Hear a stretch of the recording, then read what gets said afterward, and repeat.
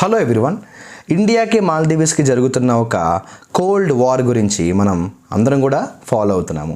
ఈ ఇండియాకి మాల్దీవ్స్కి సంబంధించిన కోల్డ్ వార్ ఎందుకు మొదలైందో మన అందరికీ తెలుసు. అయితే ఈ మాల్దీవ్స్కి చైనాకి ఉన్న ఒక చిన్న ఫ్రెండ్షిప్ అనుకోవచ్చు, లేదంటే మాల్దీవ్స్కి కొత్తగా వచ్చిన ఈ మూజీ అనే ప్రెసిడెంట్కి చైనా పట్ల ఉన్న ఎక్స్ట్రా ఎఫిలియేషన్ అవ్వచ్చు, లేదు ఇండియా మీద ఉన్న అనుమానాలు అవ్వచ్చు. ఎన్నో రీజన్స్ వల్ల ఇండియాకి మాల్దీవ్స్కి కోల్డ్ వార్ అనేది జరిగింది. అయితే గతంలో కూడా అనేక సందర్భాల్లో మాల్దీవ్స్ ఎప్పుడు కష్టాల్లో ఉన్నా కూడా ఇండియా ఎప్పుడు ఒక సపోర్ట్ అనేది, హెల్పింగ్ హ్యాండ్ అనేది మాల్దీవ్స్కి ఇస్తూ వచ్చింది. అయినా కూడా ఇప్పుడు మాల్దీవ్స్ ఇలా బిహేవ్ చేయడం కొంతవరకు ఇబ్బంది. అలా అని చెప్పేసి మాల్దీవ్స్లో ఉన్న అందరూ కూడా ఇండియాకి ఎగెయినిస్ట్ కాదు. కొంతమంది అంటే ఒక సెగ్మెంట్ ఆఫ్ పొలిటీషియన్స్ అవ్వచ్చు, ఒక సెగ్మెంట్ ఆఫ్ పీపుల్ అవ్వచ్చు, మాల్దీవ్స్లో ఉన్నవారు ఇండియాకి ఎగెయినిస్ట్గా కమెంట్స్ పెట్టడం, ఇండియాకి ఎగెయినిస్ట్గా డెసిషన్స్ తీసుకోవడం. కానీ ఒక ఇంటర్నేషనల్ రిలేషన్స్ లెవెల్లో డెసిషన్స్ అనేవి తీసుకున్నప్పుడు ఖచ్చితంగా దాన్ని మనం ఓవరాల్గా ఒక ఎంటిటీ లాగే చూడాలి. ఇక మనం సబ్జెక్ట్లోకి వెళ్తే బేసిక్గా 2019లో ఇండియాకి మాల్దీవ్స్కి ఒక అగ్రిమెంట్ అనేది జరిగింది. నరేంద్ర మోడీ అప్పుడు మాల్దీవ్స్ వెళ్ళినప్పుడు ఒక అగ్రిమెంట్ రాసుకున్నారు. అదేంటంటే హైడ్రోగ్రాఫిక్ సర్వేస్ అంటాం. అంటే జాయింట్ హైడ్రోగ్రాఫిక్ సర్వేస్ చెయ్యాలి, అటు ఇండియా ఇటు మాల్దీవ్స్ రెండు కలిపి జాయింట్ హైడ్రోగ్రాఫిక్ సర్వేస్ చెయ్యాలి అని 2019లో ఒక అగ్రిమెంట్ రాసుకున్నారు. కానీ రీసెంట్గా జరుగుతున్న ఈ డిస్టర్బెన్సెస్ వల్ల మాల్దీవ్స్ ఏం చేసిందంటే 2019లో రాసుకున్న అగ్రిమెంట్ని రివోక్ చేస్తున్నట్టుగా అఫీషియల్గా డిక్లేర్ చేసింది. అంటే డిప్లొమాటిక్గా కాకుండా బహిరంగంగానే ఆ అగ్రిమెంట్ మాకు వద్దు, మన అగ్రిమెంట్ని క్యాన్సిల్ చేసుకుందామని చెప్పింది. నరేంద్ర మోడీ వెళ్ళి సైన్ చేసిన అగ్రిమెంట్ని అఫీషియల్గా ఎప్పుడైతే క్యాన్సిల్ చేసిందో ఇది కోల్డ్ వార్ కాదు, హాట్ వార్గా మారింది. అయితే ఈ హైడ్రోగ్రాఫిక్ సర్వేస్ ఏంటి అంటే బేసికల్గా అది తెలియాలంటే మీకు ఇంకో విషయం తెలియాలి.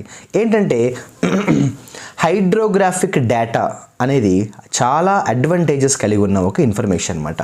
ఉదాహరణకి అక్కడ ఉండే ఈ సముద్రాలు, అక్కడ ఉండే ఈ సీకి సంబంధించిన ఈ హైడ్రోగ్రాఫిక్ డేటా వల్ల ఎటువంటి బెనిఫిట్స్ ఉన్నాయంటే మనకి నావిగేషనల్ సేఫ్టీ బాగా స్టడీ చేసే అవకాశం ఉంటుంది. ముఖ్యంగా మెరైన్ సైంటిస్టులు ఎవరైతే ఉంటారో ఆ మెరైన్ సైంటిఫిక్ రీసెర్చ్కి ఈ హైడ్రోగ్రాఫిక్ డేటా అనేది చాలా హెల్ప్ అవుతుంది.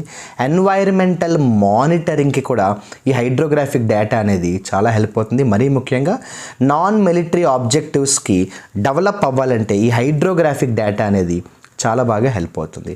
ఈ హైడ్రోగ్రాఫిక్ డేటా అనేది కేవలం సివిల్ పర్పసే కాకుండా మిలిటరీ పర్పస్కి కూడా చాలా హెల్ప్ అవుతుంది. ఇంకా చెప్పాలంటే ఒక దేశం యొక్క భద్రతకి సంబంధించి కూడా, సెక్యూరిటీకి సంబంధించి కూడా ఈ హైడ్రోగ్రాఫిక్ డేటా అనేది చాలా హెల్ప్ అవుతుంది. కానీ ఇంత ఇంపార్టెంట్ అయిన ఈ హైడ్రోగ్రాఫిక్ డేటాని పొందే ఈ హైడ్రోగ్రాఫిక్ సర్వేస్ అగ్రిమెంట్ని ఎప్పుడైతే మాల్దీవ్స్ క్యాన్సిల్ చేసినట్టుగా చెప్పిందో కోల్డ్ వార్ కాస్త హాట్ వార్గా మారింది.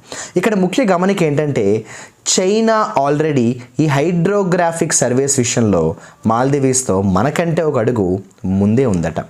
అంటే సింపుల్గా చెప్పాలంటే మాల్దీవ్స్ ఇండియాతో ఈ అగ్రిమెంట్ క్యాన్సిల్ చేసుకుంది, కానీ చైనాకు సంబంధించి కొన్ని మెరైన్ సర్వేస్ విషయంలో మాల్దీవ్స్ చాలా ఇంట్రెస్ట్ చూపిస్తున్నట్టుగా మనందరికీ కూడా తెలుస్తుంది. ఇక ఇదంతా కూడా అలా పక్కన ఉంచితే బేసిక్గా 2019లో ముఖ్యంగా ఈ కొత్తగా వచ్చిన మాల్దీవ్స్ ప్రెసిడెంట్ బీజింగ్కి చాలా దగ్గరగా ఉన్నాడు. అంటే హీఈస్ వెరీ క్లోజ్ టు, అంటే నేను ఇందాక చెప్పినట్టు ఈ పర్టికులర్ మాల్దీవ్స్లో ఒక సెగ్మెంట్ ప్రో ఇండియా ఉంటే ఇంకో సెగ్మెంట్ ప్రో చైనా ఉన్నారు. ఇక ఈ హైడ్రోగ్రాఫిక్ డేటా వల్ల మిలిటరీ ఎయిమ్స్ సపోర్ట్ చేయొచ్చు, కోస్టల్ ఇన్స్టాలేషన్స్ని ఫెసిలిటేట్ చేయొచ్చు, దాంతోపాటు వార్ ఫైటింగ్ అసెట్స్ని కూడా మానిటర్ చేసే అవకాశం ఉంటుంది. అంటే అంత ఇంపార్టెంట్ డేటా ఈ హైడ్రోగ్రాఫిక్ డేటా. అటువంటి హైడ్రోగ్రాఫిక్ డేటాకి సంబంధించిన హైడ్రోగ్రాఫిక్ సర్వేస్ అగ్రిమెంట్ని క్యాన్సిల్ చేయడం చాలా షాకింగ్ అని చెప్పాలి. దానికి సంబంధించి ఇక్కడ మనం కానీ చూస్తే చైనా ఈ హైడ్రోగ్రాఫిక్ సర్వేస్లో ఒక బ్రాండ్గా చెప్పచ్చు. ప్రపంచ దేశాల్లోనే ఈ హైడ్రోగ్రాఫిక్ సర్వేస్లో China has its own brand. అది ఎలా చెప్పచ్చు అంటే మీకు తెలుసో లేదో చైనాలో ఓషనోగ్రాఫిక్ రీసెర్చ్ ప్రోగ్రామ్ అనే ఒక పెద్ద ఎత్తున ఒక గ్రాండ్ ప్రోగ్రామే వాళ్ళు చేస్తున్నారు. China has already been implementing a program call oceanographic research program. ముఖ్యంగా చైనాకు సంబంధించిన కొన్ని ఇంటెలిజెన్స్ సర్వేలెన్స్ రీకొనైసెన్స్ షిప్స్ ఉంటాయి. ఉదాహరణకి షియాన్ క్లాస్ వెజల్స్, అలాగే యోన్ వాంగ్ షిప్స్. ఇవన్నీ కూడా ఏంటంటే ఈ హైడ్రోగ్రాఫిక్ డేటాకు సంబంధించి చాలా యాక్టివ్గా పనిచేస్తుంటాయి. ఇండియన్ ఓషన్లో చాలా తరచుగా ఈ వెజల్స్ అనేవి, చైనాకు సంబంధించిన వెజల్స్ అనేవి కనిపిస్తూ ఉంటాయి. అంటే చైనా అనేది ఈ హైడ్రోగ్రాఫిక్ సర్వేస్లో మనకంటే ఒక అడుగు ముందే ఉందని చెప్పాలి. అయితే ఇండియా రీసెంట్గా ఈ హైడ్రోగ్రాఫిక్ వెజల్స్కు సంబంధించి ఎప్పుడైతే యాక్టివ్ అయిందో కొంతవరకు చైనా వెజల్స్ని మనం డిస్కరేజ్ చేస్తున్నట్టుగా అర్థం చేసుకోవచ్చు. ఇంకా చెప్పాలంటే ఒక కాన్స్పిరసీ కూడా ఉంది, ఒక అనుమానం కూడా ఉంది. ఏంటంటే భవిష్యత్తులో మాల్దీవ్స్లో చైనా అనేది ఒక నేవల్ బేస్ సెటప్ చేస్తుందా అన్న ఒక అనుమానం కూడా చాలామందికి వచ్చింది. ఎందుకు అనుమానం వచ్చిందంటే 2018 సంవత్సరంలో చైనా ఓషన్ అబ్జర్వేటరీ అనే ఒక ప్రోగ్రామ్ని మాల్దీవ్స్లో లాంచ్ చేయడానికి ట్రై చేసింది. ఎప్పుడైతే ఓషన్ అబ్జర్వేటరీ ప్రోగ్రామ్ని 2018లో చైనా మాల్దీవ్స్లో ప్లాన్ చేసిందో అక్కడే చాలామందికి ఈ స్పెక్యులేషన్స్ మొదలయ్యాయి. ఏమని అంటే భవిష్యత్తులో మాల్దీవ్స్లో will China set up a naval base అన్న ఒక అనుమానం అయితే మొదలైంది.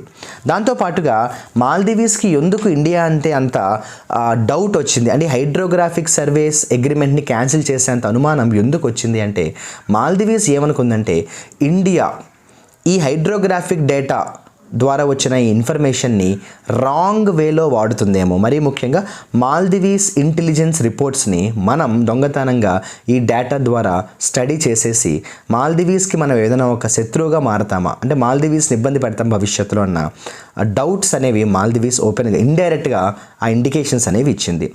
ఎందుకు అలా అంటే ఈ పర్టికులర్ హైడ్రోగ్రాఫిక్ సర్వేస్కు ఉండే ఆ లీగల్ ఫ్రేమ్వర్క్ ఏదైతే ఉంటుందో అది యాజ్ ఇట్ ఈస్గా మిలిటరీ సర్వేస్కు ఉండే లీగల్ ఫ్రేమ్వర్క్ లాగే ఉంటుంది. కాబట్టి మాల్దీవ్స్ అలా అనుమానం పడడంలో డౌట్ లేదు. కానీ మాల్దీవ్స్ అలా డౌట్ పడడం ఖచ్చితంగా రాంగ్. ఎందుకంటే దాదాపు 1955 నుంచి తీసుకుని 2020 దాకా మన కోవిడ్ టైం దాకా తీసుకున్నా కూడా అనేక సందర్భాల్లో అనేక ఆపరేషన్స్ పేరులతో మీకు తెలిసే ఉంటుంది, రకరకాల ఆపరేషన్స్ పేరులతో మాల్దీవ్స్కి ఇండియా ఎప్పుడు ఒక బెస్ట్ ఫ్రెండ్ లాగే బిహేవ్ చేసింది తప్ప. ఇంకా చెప్పాలంటే ఇండియన్స్ చాలామంది మాల్దీవ్స్లో వర్క్ చేస్తూ ఉంటారు.